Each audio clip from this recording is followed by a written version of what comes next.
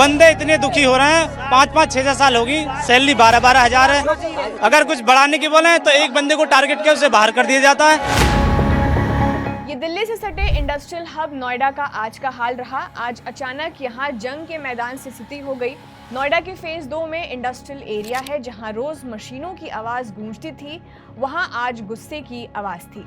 ये कोई अचानक भड़की भीड़ नहीं थी, ये वो लोग थे जो पिछले कई दिनों से सैलरी बढ़ाने की मांग कर रहे थे, लेकिन सोमवार सुबह यानी आज उनका प्रदर्शन हिंसक हो गया। गुस्से में इन वर्कर्स ने 50 से ज्यादा फैक्ट्रियों में तोड़फोड़ करनी शुरू कर दी, कई गाड़ियों में आग लगा दी। मीडिया रिपोर्ट्स के मुताबिक पुलिस की गाड़ियों को पलट दिया और जब पुलिस ने रोकने की कोशिश की तो उस पर भी पथराव किया। देखते ही देखते ये विरोध सिर्फ फेज 2 तक सीमित नहीं रहा, बल्कि नोएडा के कई सेक्टर्स और आसपास के जिलों तक फैल गया। हालात इतने बिगड़ गए कि पुलिस को RAF यानी रैपिड एक्शन फोर्स और PAC यानी प्रादेशिक आर्म्ड कंस्टेबलरी, उत्तर प्रदेश का जो एक खास पुलिस बल है जो दंगे और गंभीर सुरक्षा मामलों के दौरान तैनात होता है, इनको मौके पर तैनात किया गया। इलाके की बैरिकेडिंग भी कर दी गई। अब जब हालात बेकाबू होते हैं तो सियासत का आना भी तय होता है। इस पूरे मामले पर मुख्यमंत्री योगी आदित्यनाथ की प्रतिक्रिया भी आई।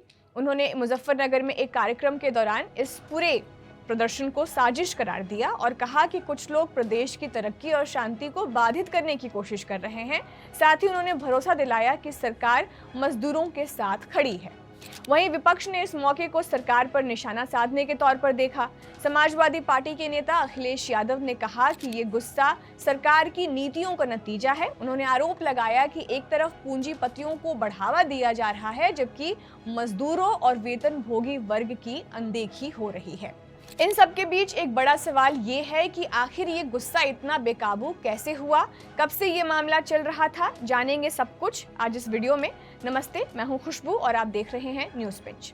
प्रोटेस्ट ऐसे वक्त पर उग्र हुआ है जब एक दिन पहले ही हालात संभालने की कोशिश की गई थी। 12 अप्रैल को गौतम बुद्ध नगर की जिला अधिकारी मेधा रूपम ने नोएडा प्राधिकरण में एक अहम बैठक बुलाई थी। मीटिंग में कर्मचारियों के मुद्दों पर विस्तार से चर्चा हुई। ओवरटाइम का 2 गुना भुगतान, बोनस, साप्ताहिक अवकाश और वर्क प्लेस की सेफ्टी और सिक्योरिटी जैसे मुद्दों पर बात हुई।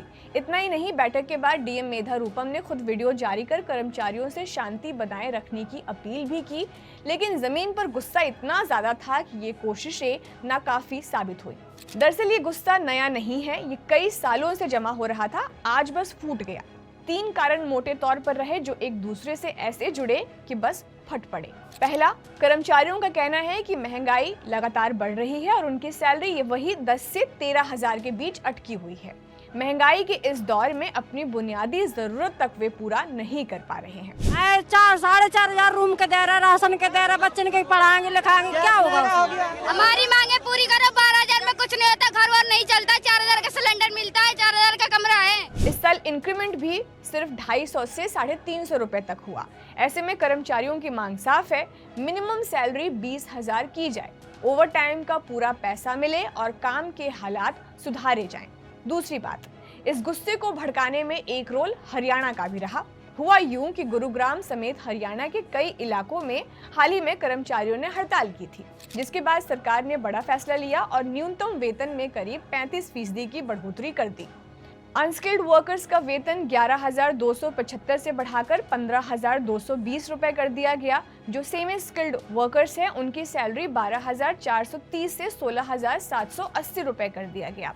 स्किल्ड वर्कर्स का 13,000 से 18,000 रुपए कर दिया गया और जो हाईली स्किल्ड वर्कर्स हैं उनका 14,000 से 19,000 रुपए कर दिया गया।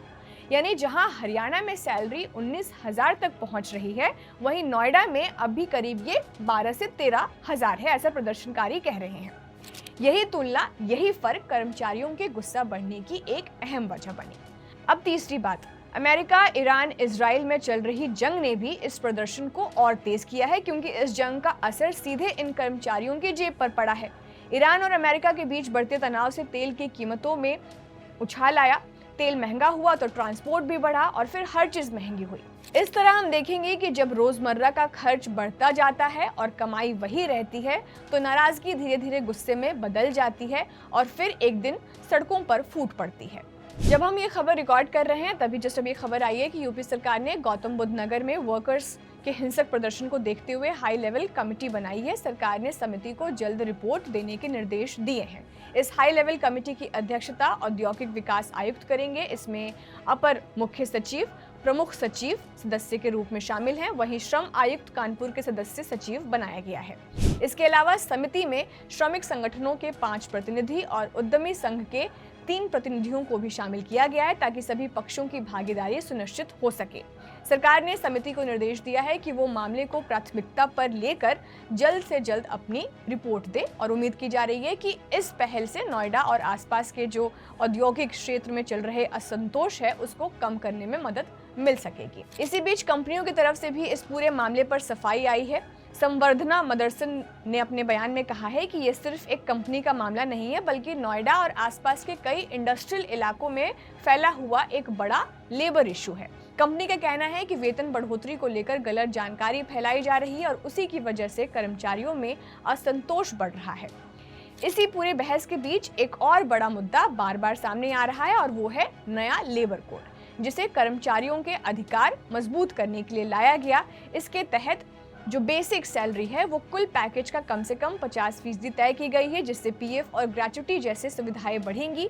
हर कर्मचारी को मिनिमम वेज की गारंटी देने की बात कही गई है। सैलरी समय पर देना अनिवार्य बनाया गया है। काम के घंटों की भी सीमा तय है, हफ्ते में अधिकतम 48 घंटे। और सबसे अहम, ओवर टाइम के लिए कर्मचारी की सहमति जरूरी है और उसके बदले डबल भुगतान का नियम है। यानी कागजों पर देखें तो कर्मचारियों के अधिकार पहले से ज्यादा मजबूत नजर आते हैं, लेकिन असली सवाल यही खड़ा होता है कि क्या ये नियम जमीन पर लागू हो रहे हैं? क्योंकि अगर ये पूरी तरह लागू होते तो शायद आज नोएडा की सड़कों पर ये गुस्सा, ये आग इस तरह दिखाई नहीं देती। तो आपको ये वीडियो कैसा लगा आप हमें कमेंट बॉक्स में ज़रूर बता सकते हैं। इस वीडियो को आपके लिए शूट किया था हमारे साथी असद ने। मेरा नाम खुशबू है, आप देख रहे थे न्यूज़ पिंच। नमस्कार।